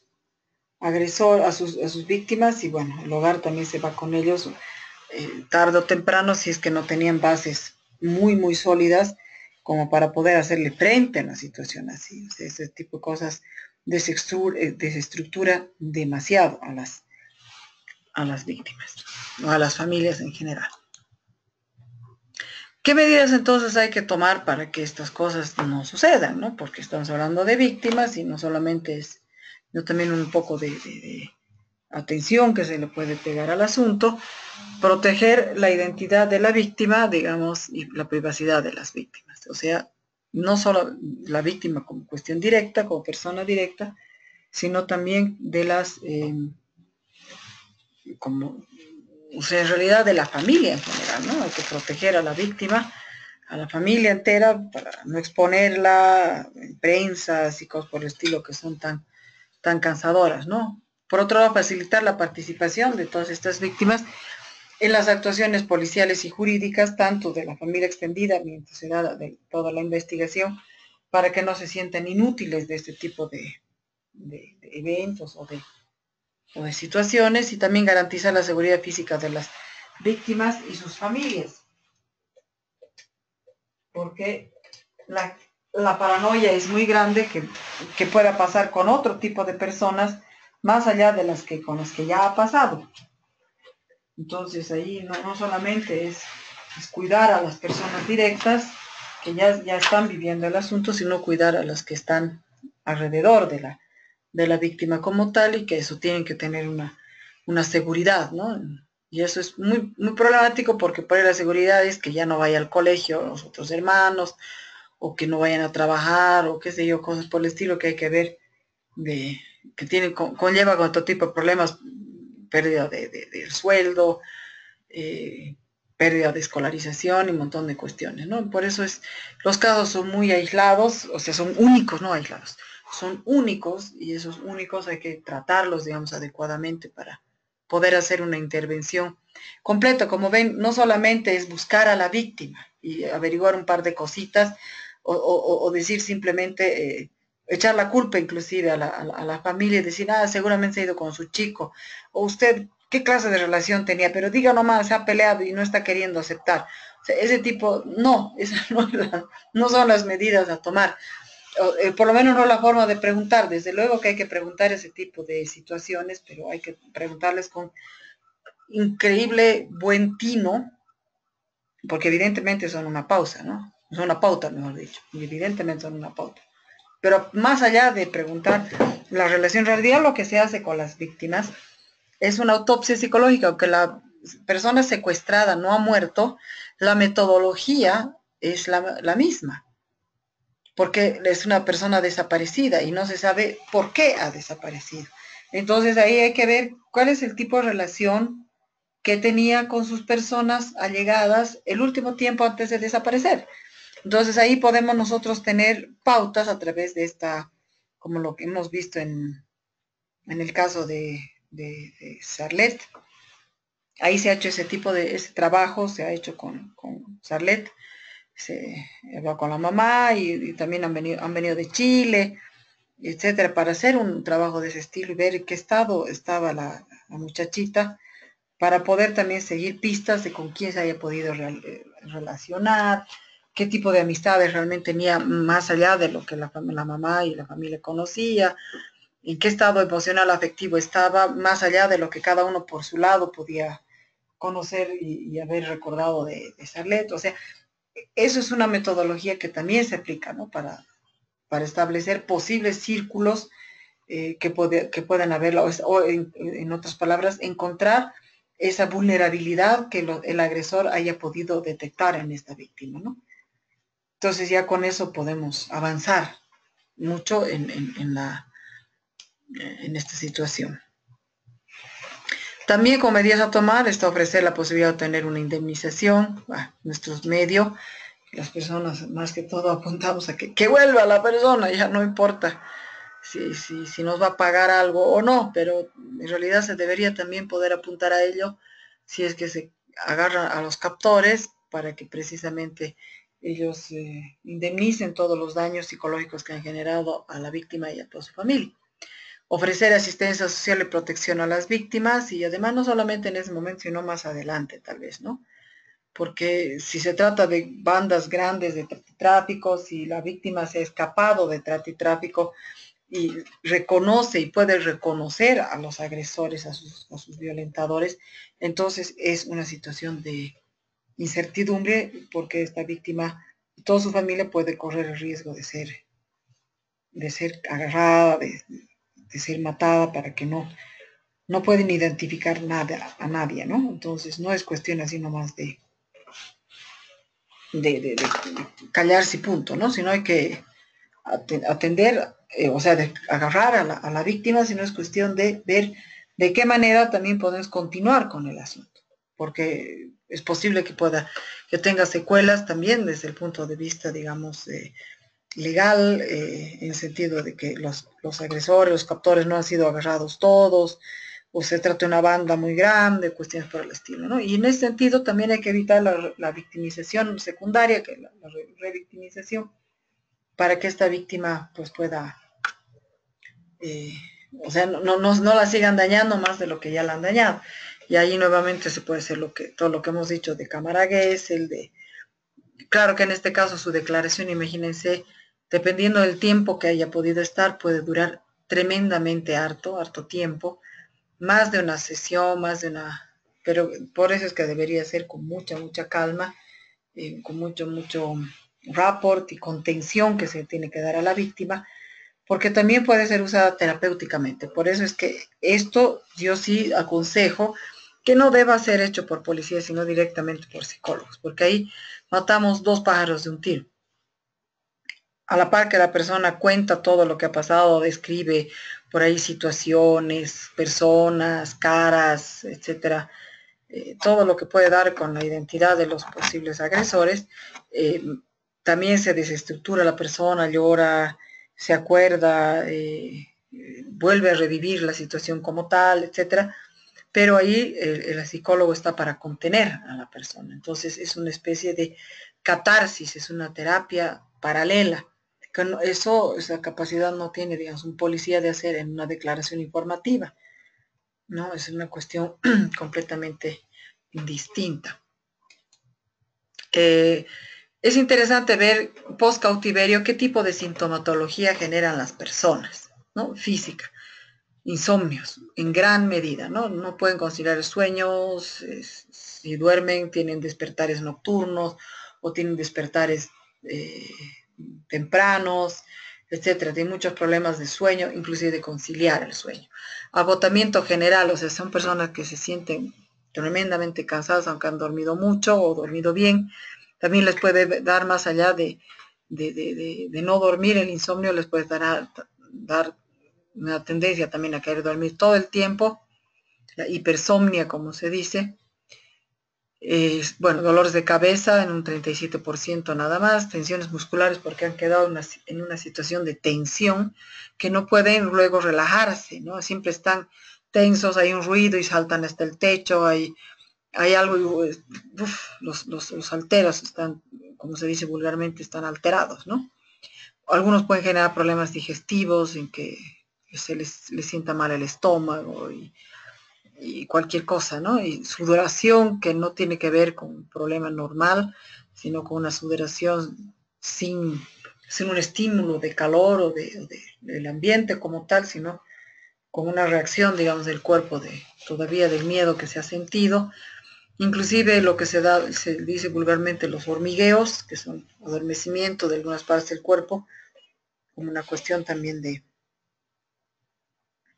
reacción de querer borrarse un poco, ¿no? De esa situación tan tremenda.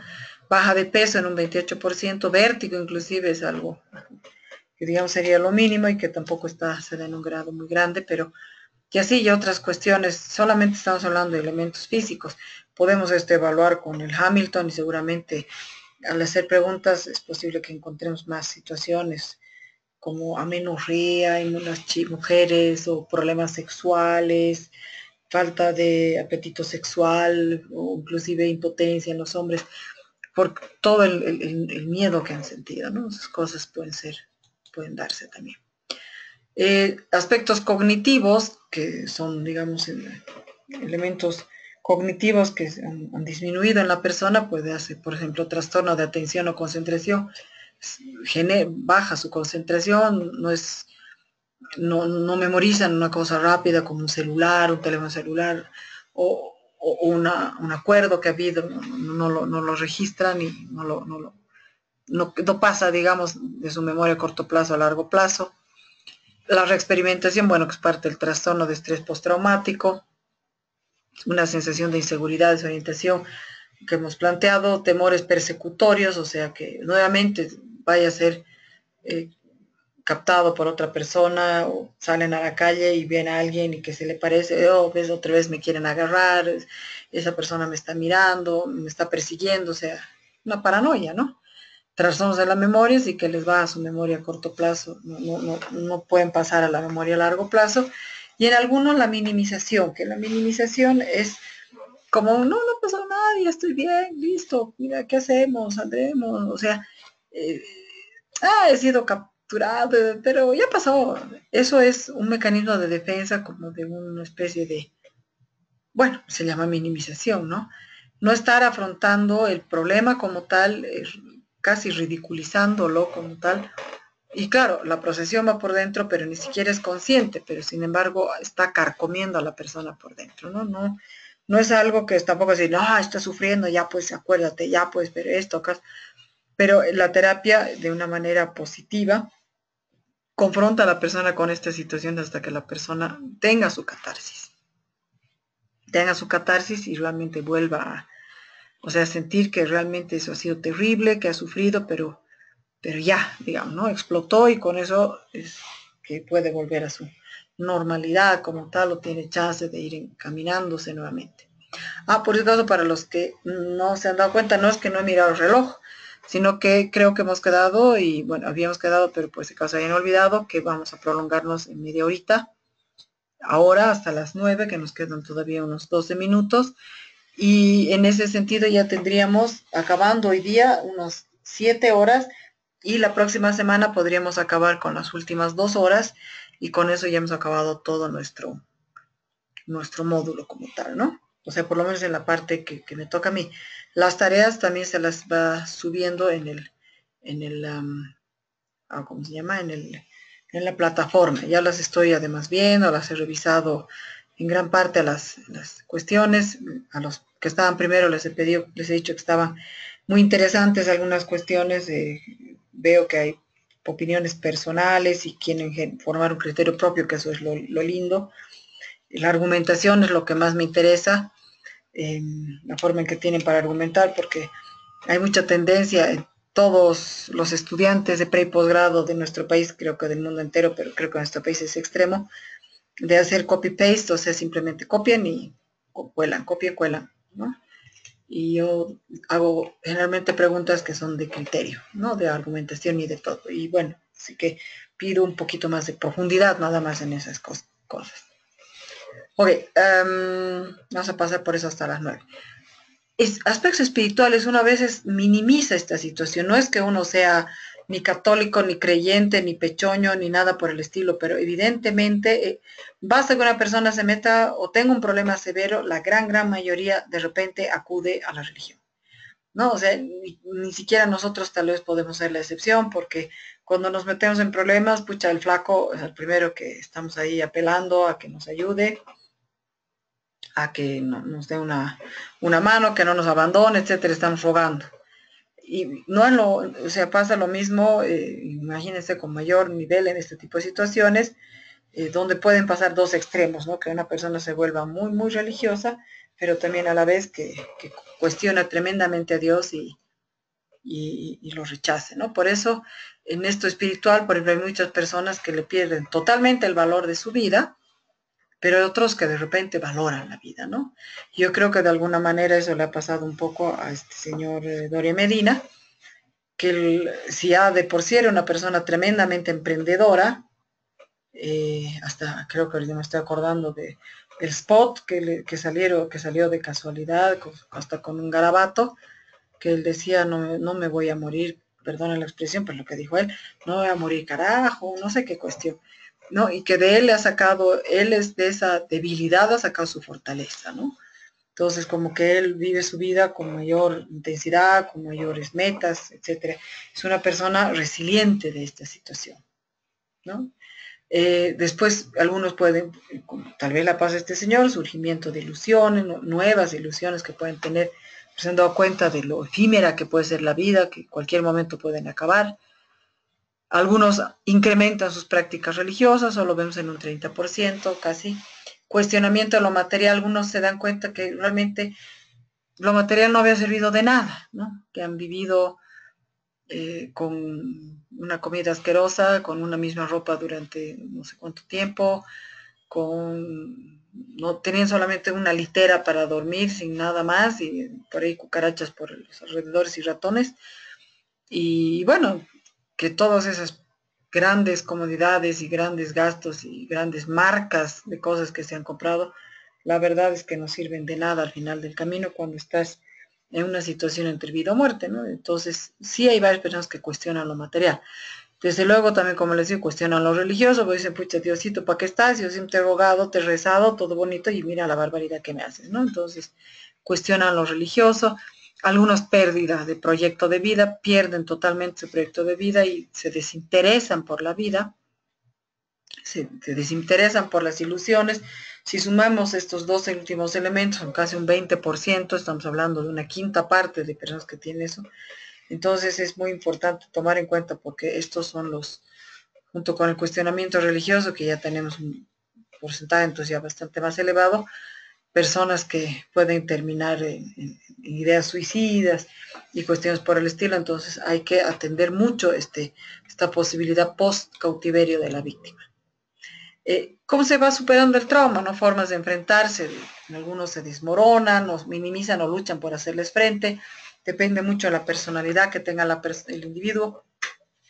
Por eso es que es interesante inclusive hacer como un análisis, ¿no? Previo, en esto que les digo, que no es autopsia porque la persona no ha muerto, pero en este análisis psicológico paralelo o parecido a lo que es la autopsia psicológica, establecer cómo era la persona antes de ser captada, o sea, de ser secuestrada. Entonces, ver qué cosas han cambiado después del secuestro para tratar de hacerla recuperar y digamos que vuelva a su normalidad. ¿Por qué? Porque pueden desmoronarse y bueno, algunos pueden ser más luchadoras, pero hay que ver tal vez en ese antes y ese actual para poder proyectar el futuro. Al principio, digamos, la negación del trauma como autodefensa suele pasar que en el primer tiempo no dicen nada, ni siquiera cuentan nada y no quieren hablar al respecto porque dicen ya pasó, quiero olvidarme, pero en realidad no pasa así, ¿no? Pero, o sea, no se olviden. Y otros que se victimizan más aún después y manipulan, ¿no? Es lo que en psicología se llama el beneficio secundario. Es decir, personas que de repente se vuelven manipuladoras, a mí me han raptado, estoy triste, tienes que comprarme tal cosa, ahora me han raptado, no puedo hacer nada, me tienes que entender, me tienes que bañar, me tienes que dar, etcétera, ¿no? Y se vuelven tremendamente demandantes, ¿no? Porque es un beneficio secundario que se les ha dado mucha atención, mucho cariño, mucho todo, ¿no? Y otros se abandonan a sí mismos en depresión, generando una desesperanza aprendida que es una especie de modorra, digamos, la que tienen estas personas y se quedan ahí en esa desesperanza aprendida y se quedan en el hueco, ¿no? Entonces no es cuestión de decir ya pasó, porque todos estos necesitan después de una situación de ese estilo un apoyo psicológico, no es decir ya volvió y todo va a ser a la normalidad, mejor si ya ni hablamos del tema, porque no, esa es una nada que ver, ¿no? También debe aceptar que ha sufrido un trauma intenso y significativo y a veces no es fácil que la persona acepte, ¿no? Al principio por ahí ni siquiera quiere aceptarlo como tal, pero sí lo tiene que aceptar claramente. Y deben entender que no son los hechos en sí mismos los que perjudican a las personas, sino la interpretación que éste hace de los hechos que ocurran. Por ejemplo, es bien difícil, pero uno no puede decirle, ah, no, a mí me han violado. Entonces, me quedo con la violación, por decir, ¿no? Sino que tenemos que entender la interpretación, digamos, ya pasó, ha sido una situación inevitable, estaba en esa situación donde no dependía de mí, y entonces ha sucedido, y bueno, ahora tengo que salir adelante. Pero uno no puede quedarse solamente con la violación, sino que tiene que caminar, ¿no? Por eso esa superación del trauma en realidad no es para nada fácil, se necesita de una cuestión psicológica bastante grande, ¿no? Bueno, aquí creo que sí, son muchas cosas, esto mucho. Ah, no, bueno, ya estamos casi en realidad terminando para llegar a las 9 y ahí empecé con lo otro, ¿no? Superación del trauma está, hay un modelo, digamos, que se habla para la intervención de crisis, que hay que tratar diferentes situaciones en la crisis, ¿no? Problemas de procesos cognitivos, afrontamiento y resolución de los problemas, generar lo que les digo, esa catarsis, que es esa explosión emocional que puede tener la persona en su momento, y por otro lado, soporte y ayuda al sistema familiar, o sea, para planificar cuáles son las estrategias para salir adelante. Si vamos, o sea, la persona tiene que volver a empoderarse de ciertas habilidades y cualidades para salir adelante, tiene que ajustarse y readaptarse nuevamente a la vida después de ese evento tan traumático. ¿Para qué? Para que se disminuya el daño, ¿no? Entonces, si nosotros vemos en el centro la intervención en crisis, va por estos 4 factores.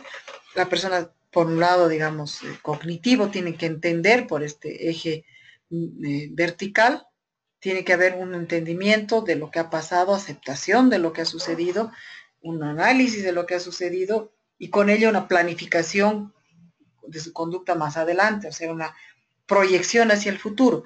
Con esos 2 elementos, por el lado del empoderamiento, estamos hablando de un afrontamiento individual y familiar interpersonal que nos ayuda a la familia y a la víctima a reajustarse a esta nueva situación posterior al trauma. Y por el lado de hacer la catarsis, como les decía, está la disminución del daño. O sea, hay que buscar la catarsis, o sea, que la persona realmente pueda estallar con sus emociones, pero con personas adecuadas que saben cómo cerrar ese hueco, ¿no? Porque la catarsis puede ser muy fuerte, pero si no se la cierra bien, entonces se ha perdido el chance, ¿no? Y el problema aquí, vamos a ir de poco en poco avanzando, de la intervención, digamos, la finalidad de la intervención es una ayuda inmediata al comienzo, para un enfrentamiento inmediato también al comienzo, con los objetivos de brindar apoyo, reducir la ansiedad, recursos, digamos, de ayuda hacia toda la familia, a todas las personas, y hay que ir así de poco en poco para esta situación. Pero esto no solamente es durante el asunto, sino que va aumentando a lo largo del tiempo. Ah, no, pues, no es tan rápido. A ver, así vamos a hacer con esto. Oh, no quiere. Y ahora sí, ahora por aquí sí. No conté con esta cuestión de la intervención, hay que ver cómo vamos a abordar, ¿no? En líneas generales lo hemos visto ahora, pero siempre hay que adecuarse a las situaciones específicas de cada contexto, de cada familia, de cada situación, quién es la persona, qué rol juega en la familia, qué edad tiene, quiénes son los familiares que no han sido captados, etcétera. Y con eso elaborar un procedimiento que, miren, el primer elemento que pues, seguimiento, no es cuestión de hacer una intervención de inauguración y clausura, sino que hay que hacer un seguimiento permanente, inclusive posterior, ¿no? Elaborar un contacto psicológico que permanezca durante todo el proceso, dimensionar, analizar las dimensiones del problema como tal, que además eso tiene otros factores, ¿no? Del pasado, el presente y el futuro, porque la persona tiene va a tener problemas con su pasado, decir, es que yo siempre he sido así, es que no, es que yo por qué habré hecho esto para que me ha llegado y el futuro, ¿no? O sea, son esos tres tiempos que se analizan en esta dimensión del problema, tomar acciones, ver, digamos que a veces cierto tipo de acciones en secuestro pueden tener una mortalidad alta o baja, y en trata también tienen otro tipo de mortalidades, y examinar soluciones para dar soluciones también como tal, ¿no? En qué cosas se pierde más o se pierde menos, que digamos en caso de secuestro, la familia puede decir, no, mejor váyanse, la policía que no intervenga porque está corriendo peligro a la vida, cosas por el estilo, ¿no? Que hay que tomar decisiones y ver quién decide y quién no decide. Y para continuar, digamos, teniendo el problema del secuestro de la trata, valoración de la mortalidad de las personas, tiempo que pasa, va disminuyendo, digamos, la posibilidad de que esta persona siga viviendo, analizar los factores y siempre, siempre, siempre incluir a la familia, ¿no?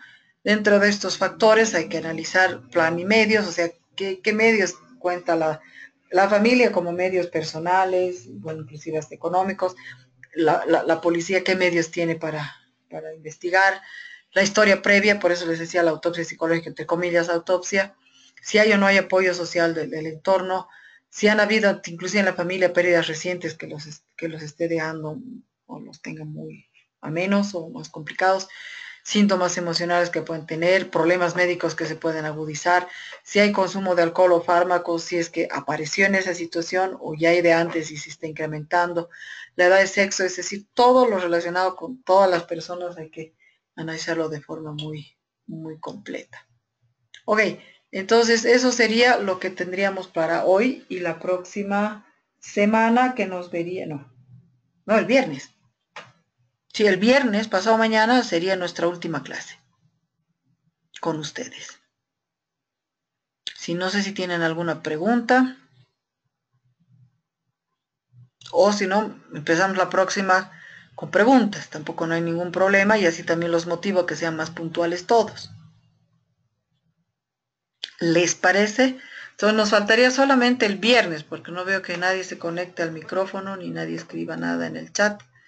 Entonces nos podríamos ver el viernes y con eso tendríamos nosotros habríamos acabado este viernes con nuestro, por lo menos esta parte que son las conferencias, y ya solo vendrían los trabajos que nos vamos a ir subiendo.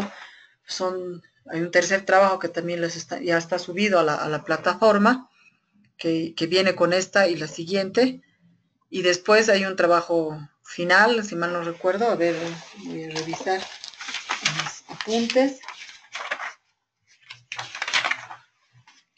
Sí, hay estas tres tareas. Después hay un trabajo final, una evaluación final que ustedes van a dar, como un examen final que es de selección múltiple.